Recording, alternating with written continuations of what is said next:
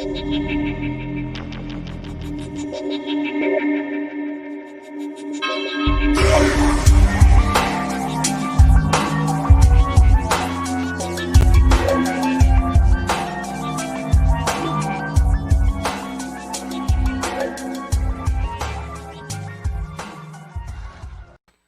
is up, everybody? Welcome back to the Basement Monsters podcast. I'm Ivan Vargas. That is Luke Nettles. And game's end.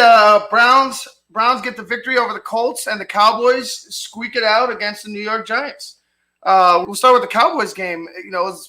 I didn't care for the game at first. Thinking 0-4, and you got the Cowboys. You really don't. I'm tired of it. But it ended up being a good game. The biggest thing about that game was the injury to Dak Prescott, and you could tell that, emotionally that team took a blow. Mm-hmm. You could see it around the field. You could see it on Dak's face, on every other player's face. You could see the agony that they shared with Dak Prescott. It really hurt them, and I hope Dak the best. I hope he comes back 10 times stronger.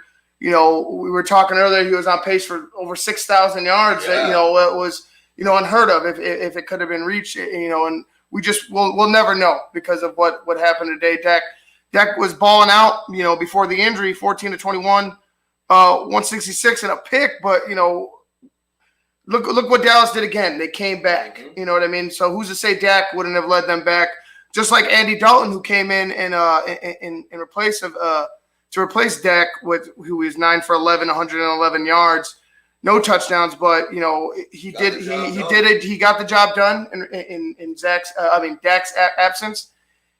It just sucks. It really sucks because who knows now? Who knows what type of now the Cowboys season has to be altered, and they got to go a totally different direction without Dak Prescott. Right. And they got the win.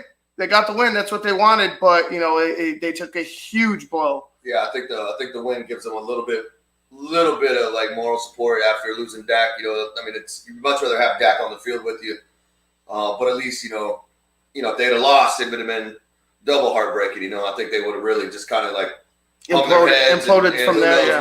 How they would have reacted after that. Yeah, they could have laid down. Yeah, they could have. But hey, props to Dalton. But now, hey, guess what? It's your team now. Yeah, it's your team now. Well, I think what the Cowboys are going to do from here on out is rely on their workhorse, and that's Ezekiel Elliott. They're going to have to. The running game is going to have to take a more predominant role than it has been with Dak, because it's just been Dak airing it out.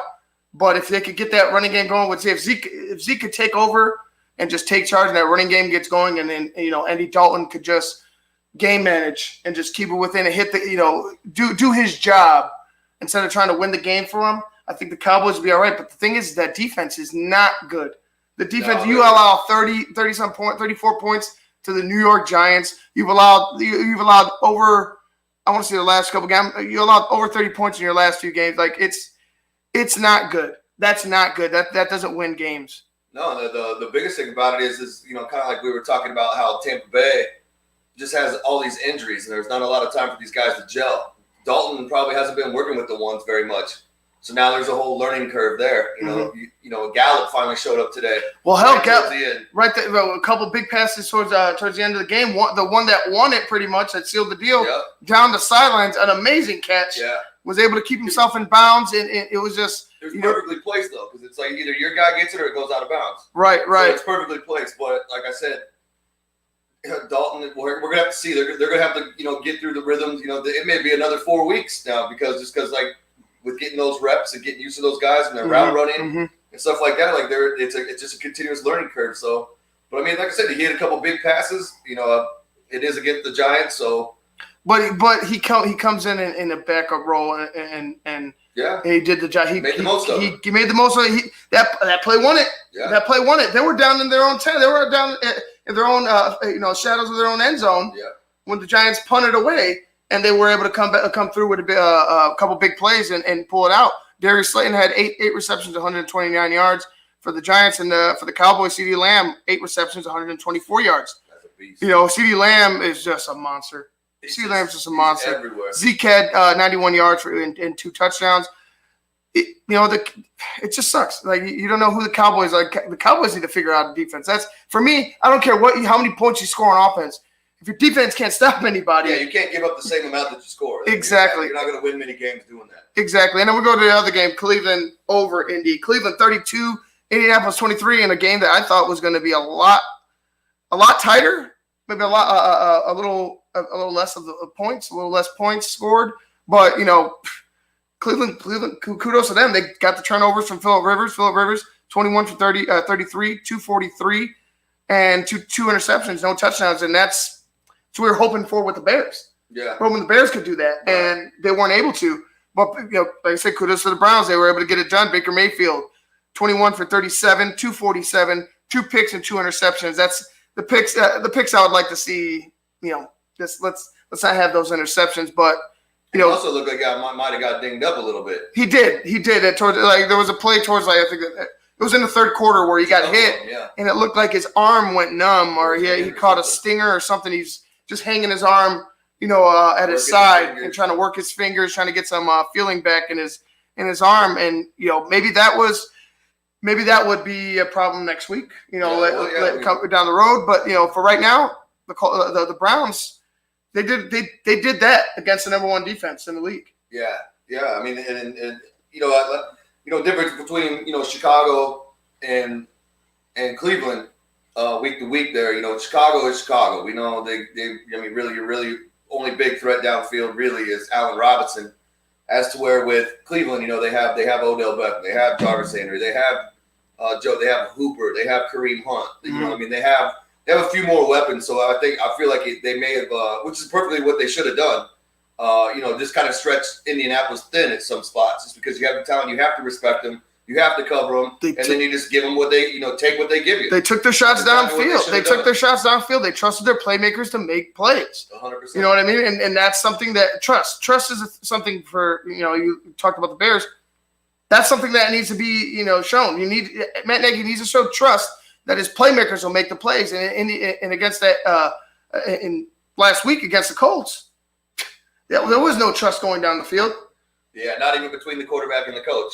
Nick Foles was like, no, don't worry about it. Well, that was in Tampa Bay. I'm talking about the Colts. Like, they didn't even. I thought they should have opened up. Yeah, no, you're right. No, you're right. The coach and the quarterback. Yes, isn't there? Like it's there. Exactly, and then like you said, you saw that in the Bucs game. Right. You saw what happened. You open up against that Colts defense. You make their playmakers try to make the play. You make their playmakers try to force a turnover. Like, you have to try them no matter what. Like, that's why you play. Yeah, then Colts also had their star stud linebacker Leonard out. It doesn't matter. I mean, everybody else. You get paid to play a position. That's what you got to do. Yeah. Their secondary, we spoke, but we thought that their secondary is pretty good. Cleveland kind of made you scratch your head and be like, are they really? Are they really that good? I mean, they played, but the Browns played good defense as well. Yeah, they did. They played good defense as well. Like, I mean, they forced Phillip Rivers into 2 picks. Like, that's that wins you a game against Phillip Rivers. Yeah, I mean, some of that's on Phillip Rivers, though. I mean, it's not that they forced him into it. Like, he made a couple of bad reads, bad throws. He had a guy coming across the middle with a dude on his back and another guy streaking right at the guy. Boom, that's picked off every time. Like, it's always the one guy you don't see, Right. It looks like you see it in a flash of a second. I believe me, I'm sure it happens a lot faster than I could imagine. But still, that Phillip Rivers is a vet. He knows better than to put that ball up like that over the middle of the field. Yeah, he's got to be better. And he doesn't have the zip that he used to. So, I mean, at that point, man, throw it at his feet or something. Let's take the losses down. Let's try again. All right, final scores for around the league before we get out of here. Panthers beat the Falcons 23-16. Raiders over the Chiefs 40-32. Cardinals beat the lowly Jets 30-10.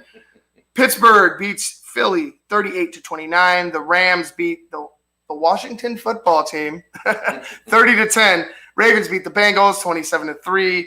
Texans get their first win of the year 30-14 over the Jacksonville Jaguars. The Miami Dolphins put the whooping on the San Francisco 49ers 43-17. Like we said before, the Browns beat the Colts 32-23. Cowboys beat the Giants 37-34. And coming up next, and we will not be getting into this game, we'll actually be just watching and enjoying, Vikings Seahawks for the nightcap. But as for us, we're going to get out of here, guys. This has been the Basement Monsters podcast. It's been a fun Sunday. Chill. None of our teams are playing, so we just kind of like we're able to relax and just talk about everybody else. Yeah, I mean, another good thing is like we got 2 games in 2 days, Monday and Tuesday. That's right, 2 games in 2 days. We got 2 more days of football, so I'm happy for that. Oh hell yeah, All right, guys. Well, thanks for joining us this Sunday. This has been the Basement Monsters podcast. I'm Ivan Vargas. This is Luke Nettles. We will get to you guys next week for I think you guys play the Packers. The Bucs play the Packers, and the Bears play the Panthers. So it's going to be a good one.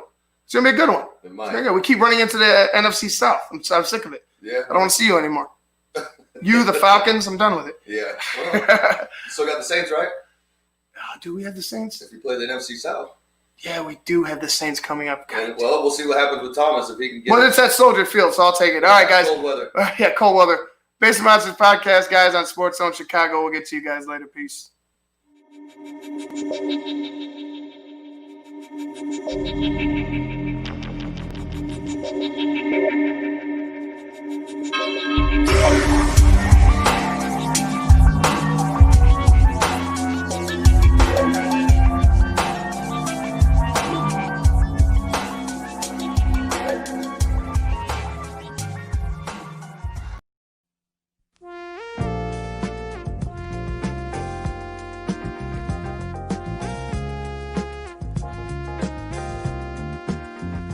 I just heard my favorite band is in town. I'd love to get good seats, but everywhere I've looked, the ticket sites have crazy service fees. Haven't you heard of TixSplits? Who? TixSplits. They don't gouge you with crazy fees. The price they advertise is the price you pay, plus a small delivery fee. Never pay service fees again. Go to TixSplits.com today. TixSplits.com. Guaranteed seats, low prices. That's TixSplits.com. Every ticket, every venue, everywhere.